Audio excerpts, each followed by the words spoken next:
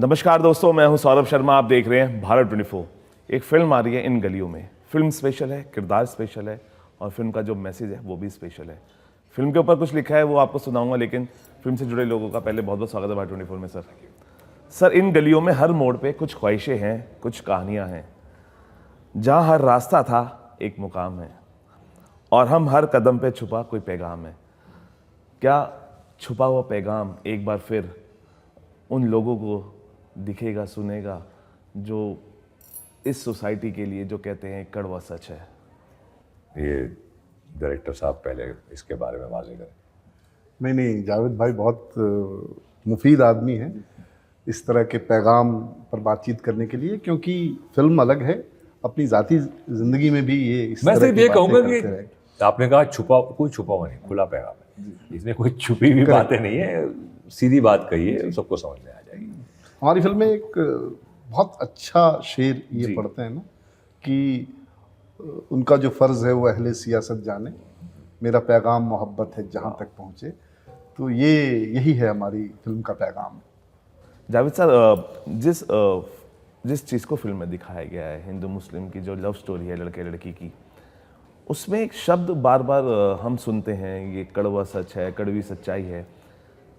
क्यों कड़वा सच है ये, क्यों कड़वी सच्चाई है? ये तो अच्छी बात है कि अगर दो लोग मोहब्बत आपस में करते हैं, लेकिन जिस तरीके से इस मोहब्बत का जो नज़रिया है वो क्यों अभी तक नहीं बदल रहा है? नहीं, समाज हाँ, नहीं, हमने कहा है क्या फिल्म में नहीं कहा है, इनका ये कहना है। सोसाइटी इस नजरिए से देखती है सोसाइटी सर। को क्यों नहीं पच रहा है ये सब? आज की सोसाइटी जो हमने बनाई है, ये बहुत अच्छा सवाल इन्होंने किया है। ये एक कन्फेशन भी है बेसिकली, है ना। वो एक मतलब बहुत अच्छे कवि थे जिन्होंने लिखा था ना कि पर हमने ये कैसा समाज रच डाला है, इसमें जो दमक रहा शर्तिया काला है। तो इस परिप्रेक्ष्य में जो है इन्होंने ये सवाल किया था। तो सर, सोसाइटी का नज़रिया, वही मैं आप पे आऊँगा, आपसे जानना चाहूँगा कि हम अपने आप को डेवलप मान रहे हैं, हम सोच रहे हैं, हमारी सोच बढ़ रही है, ऐसा हम सोच रहे हैं, ऐसा सोसाइटी, लेकिन इस सिटी में क्यों अपनी सोच को हम नहीं बढ़ा रहे हैं? देखिए, डेवलप्ड जो वर्ड है ना, डेवलप्ड क्या जी, टेक्नोलॉजिकली डेवलप्ड, मेडिसिन, इंफ्रास्ट्रक्चर, कि सबको एक सबके लिए सेहत का इंतज़ाम हो, सबके लिए घर का इंतज़ाम हो, साफ पानी का इंतज़ाम हो, ये डेवलपमेंट होता है। मोरालिटी और सही और गलत का डेवलपमेंट क्या होगा? जो चीज़ सही है वो सही है, जो चीज़ गलत है वो गलत है, उसमें आप डेवलप क्या करेंगे? जी। तो ये समझने की कोशिश ये होनी चाहिए। आज हम बात कर रहे हैं जो कि अगर एक बात सही है तो वो तो रहेगी सही जी, तो डेवलपमेंट का उससे मतलब क्या है? हम पीछे जा रहे हैं क्या? शायद जो चीज़ गुजर गई है हमको सीखना चाहिए अपने पास्ट से कि हाँ भाई, ये गलतियां हमने की थी और ये नुकसान हुए थे, अब हमको फिर से नहीं करने चाहिए वो। अगर हम नहीं सीख पाए तो फिर बहुत ही शर्म की बात है और अफसोस की बात है कि अब अपने गलतियों से सीखा नहीं इंसान ने, तो फिर क्या डेवलप किया अपने आप को? तो एक कॉन्फ्लिक्टिंग स्टेटमेंट हो गया ना कि अब सीख नहीं रहे, अब सिखा के। तो मेरे हिसाब से वही है कि आगे बढ़िए ना, प्रगति लेके। ये बाधाएं बना रहे हैं आप अपने आप के लिए, अपनी प्रगति के लिए, अपने डेवलपमेंट के लिए आप बाधाएं बना रहे हैं, न कि आप चैनलाइज कर रहे हैं और आपको प्रोसेस को आप क्या कहते हैं, फैसिलिटेट करें कि आगे बढ़ सके। अब रुकावटें डाल रहे हैं बीच में। सो आई थिंक ये इससे निकलना जरूरी है। और आई थिंक सबसे बड़ी बाधा जो हमारे इस मुल्क में इस्तेमाल करते हैं लोग, वो है धर्म जी, और जाति। ये दो चीजें हैं जो सबसे बड़ी बाधाएं हैं हमारी प्रगति में, मेरे ख्याल से। और आई थिंक हम सब यही सोचते हैं और इनसे हमको निकलना है, और हमारी ये फिल्म एक यही कोशिश कर रही है कि आप इन चीज़ों से मतलब इनमें दबे मत रहिए, बाहर निकलिए, मुल्क को आगे बढ़ाइए, अपने आप को आगे बढ़ाइए। तो आई थिंक ये बातें हम कह रहे हैं कि इस फिल्म में उससे नुकसान ही हुआ है हमेशा, कभी फ़ायदा किसी का हुआ है नहीं। सो बाकी तो ऑब्वियसली इनकी एक शुरू कोशिश है, या कोशिश ही कहेंगे हम, कि फिल्म के माध्यम के ज़रिए एक अच्छा कुछ सबक, एक अच्छी बात पहुंचा सकें, जो शायद हम काफी धूल मट्टी के नीचे दब गई, उनको थोड़ा वो फूंक मार के जरा हटाना पड़ेगा कि भाई ये जावेद सर, इन गलियों में आप मोहब्बत का पैगाम लाए हैं, लेकिन इन गलियों में मोहब्बत के पैगाम के साथ साथ एक चीज़ और है जो बाधा बनती है, वो है CBFE बोर्ड, जो सेंसरशिप है हमारा। क्या कुछ कर्ज के साथ, क्योंकि जिस सच्चाई को हम शायद दिखाना चाह रहे हैं इन गलियों में, मोहब्बत के पैगाम की गलियों में, क्या वो सच्चाई पचाना भी मुश्किल है कुछ लोगों को? देखिए ये बात, क्योंकि ये इन्होंने, आप गलत आदमी से सवाल हाँ बिल्कुल, ये इन्होंने डायरेक्टली झेला है। ये अलग बात है कि जावेद साहब जब बोलते हैं तो हमारा मन करता है कि मंत्रमुग्ध होकर के इनको सुनते रहे लेकिन ये सवाल जो है, ये उपाध्याय मेरे जी से- मुझे पता है हाँ, आपसे टच में है और उन्होंने उस चीज को देखा है, वकील हैं। नहीं, सेंसर बोर्ड से तो हमको मिला ही नहीं एक तरह से ये सर्टिफिकेट। ये तो हमने कोर्ट से लिया इस फिल्म के लिए सर्टिफिकेट। जो शुरू में बात जो जावेद साहब कह रहे थे जी कि जो सच्चाई है वो तो सच्चाई ही है ना, जो झूठ है वो झूठ ही है। तो अगर हमने एक ठीक ठाक नियत से कायदे की एक कहानी कहने की कोशिश की, तो वो कौन लोग हैं जो इस कहानी को समाज में पहुंचने नहीं देना चाहते? बिल्कुल। तो मैं पहला नाम लूंगा सेंसर बोर्ड का, है ना। बहुत सारी ऐसी कहानियां वो बड़ी आसानी से समाज के बीच में पहुंचा रहे हैं, जिन कहानियों का समाज में कोई कंट्रीब्यूशन आज की तारीख में नहीं है, बल्कि बिल्कुल। समाज के बीच बांटने वाले मसले जो है वो ज्यादा बढ़ रहे हैं उसकी वजह से। और हम जो मोहब्बत का पैगाम लेकर के कहानी में आ रहे हैं, हमको रोक रहे हैं कि भैया तुम मत आओ। तो हमको कोर्ट से लड़ना पड़ा, बहुत सारे डायलॉग हटाने के लिए उन्होंने कहे। जी हमारी फिल्म में ऐसा कुछ नहीं है जिसकी वजह से आप यूए सर्टिफिकेट जी। दें। हमारी फिल्म में वो है जिसकी वजह से आपको यू सर्टिफिकेट देना चाहिए। जी लेकिन चलो यूए सर्टिफिकेट दे रहे हैं आप, कोई बात नहीं है, आप काट क्यों रहे हो ऐसी चीजें? बिल्कुल। कोर्ट ने कहा कि कोई जरूरत नहीं है, अच्छी फिल्म है ना। और जिन लोगों की के मुंह में जो डायलॉग आप कटवा रहे हो, उनके मुंह से वही डायलॉग निकलने चाहिए। इस तरीके से लंबी लड़ाई, मैं शुक्रगुजार हूं अपने प्रोड्यूसर का, विनोद यादव, नीरू यादव का, जो खड़े रहे एक डायरेक्टर की सोच के साथ, एक कहानी के साथ। और मैं बहुत गुस्सा हूं सेंसर बोर्ड को लेकर, सच में। तो जिस लड़ाई को आपने लड़ रहे हैं, और बहुत सारे ऐसे लोग हैं जो, लेकिन अगर मैं इसी के अपोजिट पूछूं, क्योंकि बहुत ऐसी फिल्में भी हैं जो हाल ही में रिलीज़ हुई है, लाउड हैं, जिसके अंदर खून खराबा बहुत है। अगर हम रियल ज़िंदगी में ऐसी चीज़ें अपनी आंखों के सामने देखते तो जहन से बहुत जल्दी जाती नहीं है। और अगर ये फिल्में हम कहते हैं these are the mirrors of the society, और अगर इतने लाउड खून खराबे के साथ बहुत सारी ऐसी चीज़ें हैं, और उसको अगर सेंसरशिप पास कर रहा है, चीज़ों को दे रहा है विदाउट कट्स के साथ, तो आपको लगता है वाजिब है? नहीं, देखिए, सेंसर बोर्ड का काम कट करना नहीं है जी। सेंसर बोर्ड का काम ये है कि फिल्म की कैटेगरी क्या है, जी। बच्चे सर्टिफिकेशन देख दे। सकते हैं, देखिए बड़े उसका नाम देख सकते सेंसर हैं। Board of certification. हाँ, तो सेंट्रल बोर्ड ऑफ सर्टिफिकेशन ये है ना। हमारे यहाँ कटिंग चालू है, ये गलत है। और बाकी जो फिल्में जो काम कर रही हैं वो अपने तरीके से सोच रहे हैं, मैं उस पर कोई टिप्पणी नहीं करूंगा। हर आदमी की किस्सा गोई अलग है जी। हर आदमी अपने तरीके का अलग किस्म का दास्तान गो है। हम इस तरह की कहानी कहना चाहते हैं, आप उस तरह की कहानी कहना चाहते हैं, तो उस पर टिप्पणी नहीं करना चाहता हूँ। हम ये कह रहे हैं कि भाई हमें रोको मत, हमको कहानी कहने दो। विवान भाई, आपको लगता है कि हमारा देश नमस्ते, सलाम और सस्ते काल से चलेगा, इंतकाम से नहीं? ज़रूर, क्योंकि जो चीज़ें हमें जोड़ती हैं जी। उस पे हमें ज़्यादा ध्यान देना चाहिए। हम सबके बीचों में जो अंतर है, जो फ़र्क हैं, हम अगर उस पर ज़्यादा ध्यान देंगे तो फिर डिवीज़न ही पैदा होगा। हम जो डिफरेंसेस हैं जी। उसके साथ अगर we can make peace with them जी। And we can coexist in harmony, I think वो एक सपना है हम सब के लिए कि एक देश ऐसा बनाया जाए जो हम सब मिलजुल कर प्यार से रह सकते हैं। क्योंकि ये भी जो दास्तान है इस मोहल्ले की, उसमें भी वही है, जो प्रेमाइस है कि ये जो गली है जो यू शेप की, यहाँ पे दोनों रहमान गली और हनुमान गली मिलजुल कर हमेशा से प्रेम से रहते थे। लेकिन एक एक्सटर्नल फोर्स आता है जो that tries to stoke the flames of separatism and disharmony. तो बहुत ही एक माइक्रोकॉज्म है भारत का ये जो यू शेप की गली जो है। और कल एक ख्याल आया बहुत ही दिलचस्प वाला कि मैं भी एक्चुअली एक तरीके से एक यू शेप की गली भी हूँ, क्योंकि मैं भी भेलपुरी हूँ। मैं आधा मुसलमान आधा हिंदू। तो इन अ सेंस मैं भी इधर एक जीवित यू शेप की गली हूँ। भेलपुरी से तुमने कैसे कर दिया ये बताओ यार। इस भेलपुरी plot- बुलाते थे, नहीं बोलते थे पहले भेलपुरी। अच्छा। हाँ, लेकिन तो हाँ, कल ही ख्याल आया कि मैं असल में मैं एक जीवित यू शेप की गली हूँ मैं। नहीं देखिए, और ये जो कहानी है ना, ये गलियां ही सही रिप्रेजेंटेटिव हैं इस मुल्क के।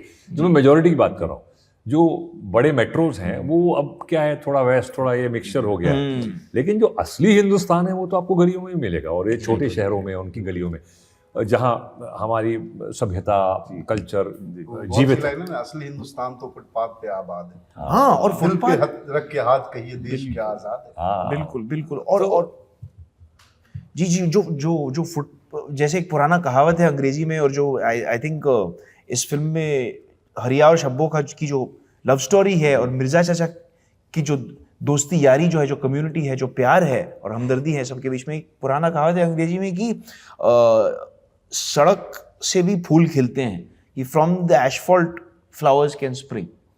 एंड वो बहुत ही खूबसूरत थॉट है वो। और मैं कई बार इसके बारे में सोचा कि एक गली में भी ऐसे एक जो जहाँ पे सीमेंट और रोड फुटपाथ से भी फूल खिलते हैं, वो एक बहुत ही जी एक सेंटिमेंट है वो। नहीं, और देखिए एक और बात है कि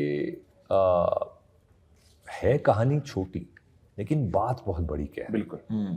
छोटी कहानी मतलब ये नहीं को बहुत सारे करोड़ों का कोई विलन आ गया और हम पूरे मुल्क को डिस्ट्रॉय करने वाला है, और एक छोटी सी कहानी है जी। लेकिन छोटी बातों से ही बड़ी बातें बनती हैं। हाँ, तो ये कहने की बात यहाँ पे ये है कि यार है, बट लेकिन इससे बात बहुत बड़ी हो सकती है। एक जो कहते ना कि एक डोमिनो इफेक्ट होता है कि आपने एक गिराया और टक टक टक टक टक टक टक वो पूरा। तो ये जो है कि आप शुरू में अगर एक यूं कर देते हैं और फिर उससे जो गिरते जाते हैं डोमिनो, तो वो हमने इसमें कहने की कोशिश की है कि भैया आप शुरू में ही इस चीज़ को पकड़ लो।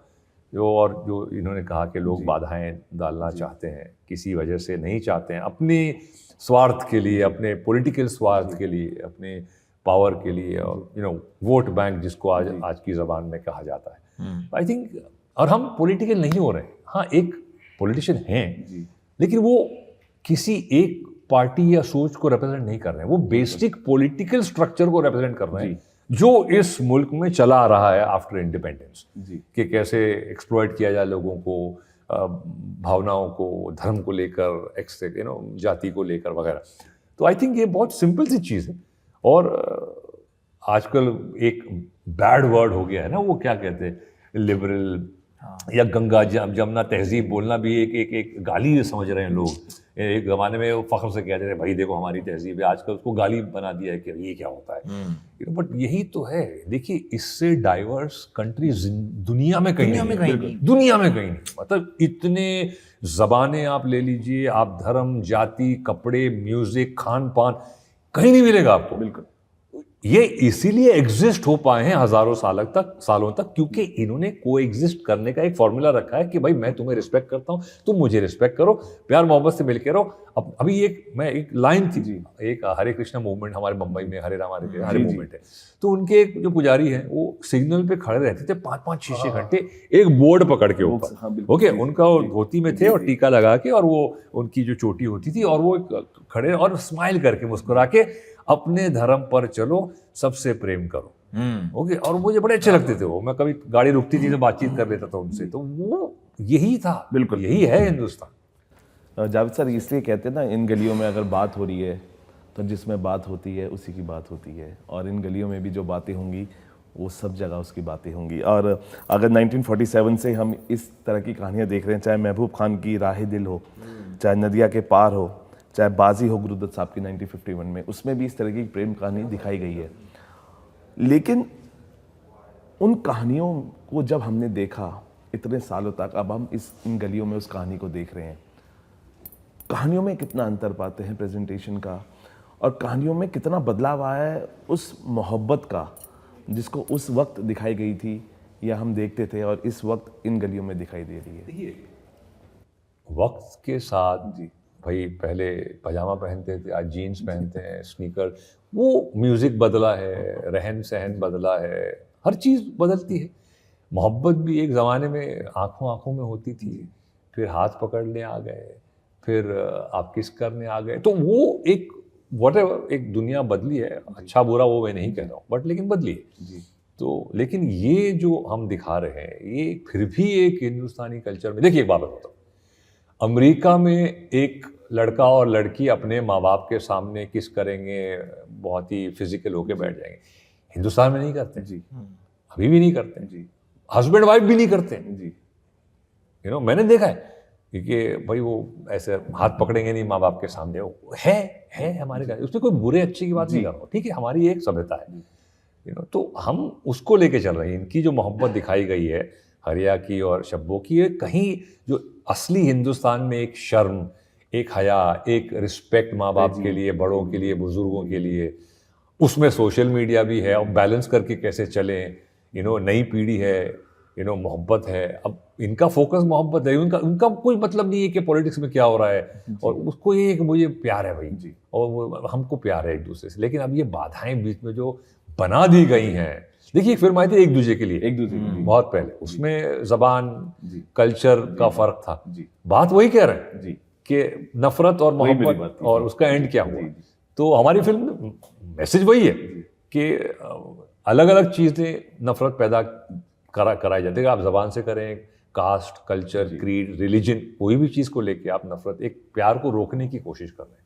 प्यार प्यार है, अगर एक प्यार अच्छी नीयत से किया जा रहा है तो उसमें बुराई क्या है, ठीक है भाई, उसमें देखिए वो एक अलग लंबा कॉन्वर्सेशन है, but let's say I don't want to get in, because ये एज अ डायरेक्टर इनकी एक सोच कि ये फिल्म बनानी है, और प्रोड्यूसर का सपोर्ट करना बहुत बड़ी बात है आज के ज़माने में। नए प्रोड्यूसर हैं, पहली फिल्म, वो बहुत सेफ प्रोजेक्ट बना सकते थे कि भाई ठीक है, कोई आइटम नंबर बना दो और कुछ थोड़ा सेक्स वैक्स डाल दो, मसाला डाल दो, तो उन्होंने नहीं किया, उन्होंने बोला नहीं, हमको ये फिल्म बनानी है। तो ये full hats off to the producer Vinod Yadav ji, और इन्होंने ये सपोर्ट किया ऐसी सोच को, ऐसी फिल्म को, एंड कोई कॉन्ट्रोवर्सी नहीं है यार, हम अच्छी बात कर रहे हैं, जैसा इन्होंने कहा, आप क्यों रोक रहे हैं, हम अच्छी बात करने की कोशिश कर रहे हैं यार, तो आप अच्छी बात को क्यों रोक रहे हैं। लेकिन सर जब ऐसी चीज़ें आती हैं, देखिए विवेकानंद जो थे हमारे, उन्होंने कहा था अगर जिस रास्ते आप चल रहे हो उसमें मुश्किलें नहीं आई तो समझना रास्ता ही गलत है। तो ये अगर ऐसी मुश्किलें हैं तो आप समझिए रास्ता बिल्कुल सही है और सही दिशा में हम चीज़ों को जा रहे हैं। विवान भाई, दमदार कॉन्सेप्ट के साथ जब फिल्में आती हैं, जिस तरीके से जावेद सर ने बताया, हिम्मत चाहिए, जज्बा भी चाहिए। जब ऐसी फिल्में आती हैं, बहुत सारे, अगर स्टार्टिंग में आप जाएंगे इस कॉन्सेप्ट को लेके बड़े बड़े पोस्टर बॉयज़ के पास, वो मना कर देंगे, लेकिन कहेंगे हम आपके साथ हैं, वो साथ दिखता नहीं है।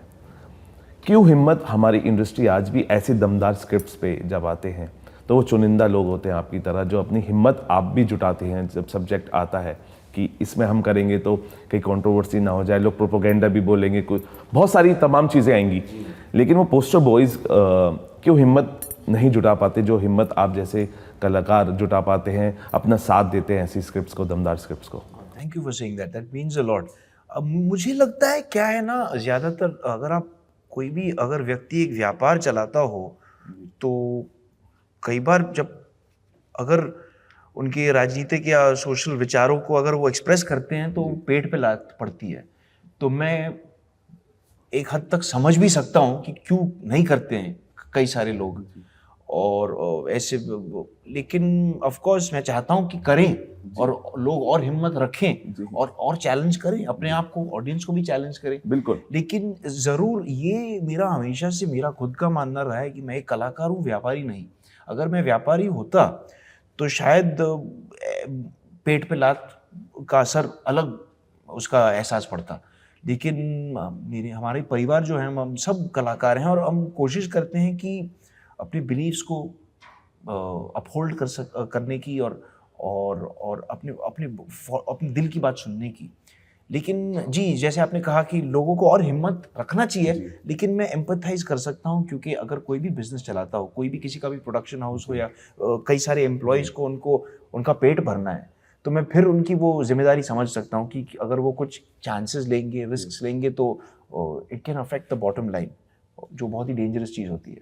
लेकिन देखिए एक बात मैं कहना चाहूँ, जैसे हमारी फिल्म है, हम किसी एक व्यक्ति, एक पॉलिटिकल पार्टी, एक इंस्टीट्यूशन इंस्टीट्यूशन यस, बट एक हम उस पर उंगली नहीं उठा रहे, हम बेसिकली सिस्टम की बात सिस्टम की कर बात, रहे हैं जी जी जी कि ये माहौल जो है, और हम अच्छी बात करने की कोशिश कर रहे हैं। तो मेरे ख्याल से जो जैसे विवान ने भी कहा कि ठीक है, आप किसी पे उंगली उठाने से कतर रहे हैं या गुरेज कर रहे हैं, लेकिन एक अच्छी बात कहने से भी आप क्यों गुरेज करो? अच्छी बात तो कह दो ना, बुरी बात मत कहो, लेकिन अच्छी बात तो कह सकते हो ना। हम किसी को बिना गिराए हुए जी जो एक हकीकत है, एक सच है, वो तो बोल सकते हैं। आई थिंक ये थोड़ा सा मतलब अच्छी बात कहना है, मोहब्बत की बात कहना है, या दो मजहब के लोगों सर, के एक ही प्रेम की दिक्कत बात लगती है, करना, graduation। अगर प्रोपेगेंडा है जी। तो हमको ये बार बार करना चाहिए। सर, आपसे आखिरी दो सवाल।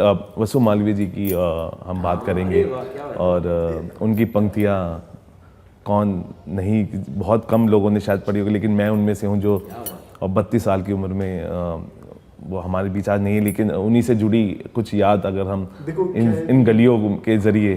क्या ये जो ये गलियां हैं जी ये वसु मालवीय जो हिंदी के बड़े कमाल के मशहूर कथाकार थे, अपनी जवानी के दिनों में गुजर गए। जी बिल्कुल। उनकी 3 कहानियों पे आधारित है। और मैं इलाहाबाद में लगभग 25 साल पहले वसु मालवीय जी के घर में रुका था, और कुंभ की रिपोर्टिंग करने के लिए गया था। मैं अखबार में काम करता था। उस समय उनके बड़े भाई ने ये कविता सुनाई थी मुझे कि बहुत दिन से नहीं आए घर, अनवर कहो अनवर क्या हुआ। जी, बहुत दिन से नहीं आए घर, कहो अनवर क्या हुआ, वो सिवैयां प्यार से लाना टिफिन में, 10 मुलाकातें हमारी एक दिन में, वाह, और अब चुप्पी तुम्हारी तोड़ती जाती निरंतर, क्या हुआ। बहुत दिन से नहीं आए घर, कहो अनवर क्या हुआ। और है कि टूटने को बहुत कुछ टूटा बचा क्या, हाँ टूटने को बहुत कुछ टूटा बचा क्या, छा गई है देश के ऊपर अयोध्या। वाह वाह, ब्यूटीफुल। धर्म ग्रंथों से निकलकर हो गए तलवार अक्षर, क्या हुआ। बहुत दिन से नहीं आए घर, कहो अनवर क्या हुआ।